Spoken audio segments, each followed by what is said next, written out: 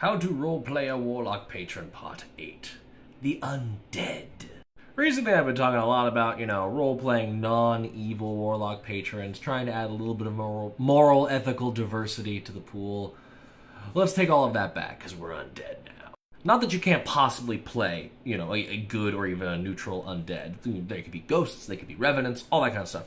But most of the coolest undead are things like liches, demi-liches, vampires, things that are clearly evil because their form of undeath, their ever-living immortality, is fueled by the deaths of others.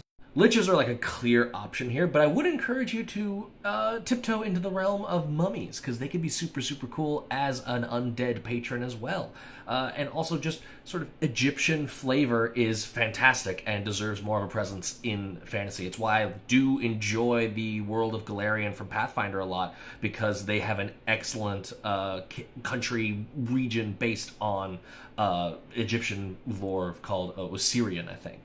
Anyways, as for role-playing the actual patron themselves, you might have a story arc where they're trying to regain power and personify that by a lack of communication at the beginning. Maybe they can only communicate by scrawling things in the dust with their little skeletal fingers, all non-verbal communication, and as they gain power, they slowly are regaining their voice.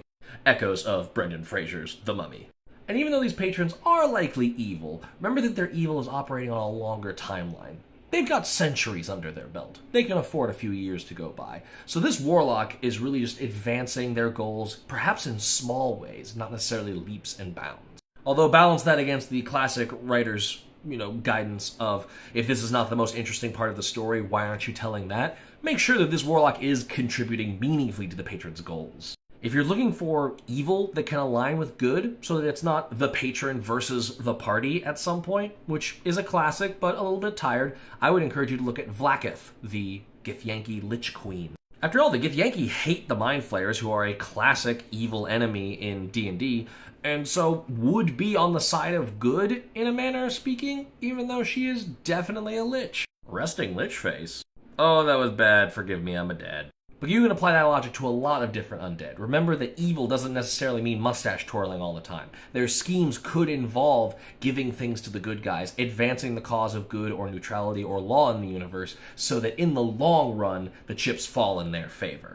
This is also a great example of patrons that naturally should be able to communicate interesting plot-relevant information to the party. They're undead. They've been around for a long time. They probably know some stuff and could know about the BBEG.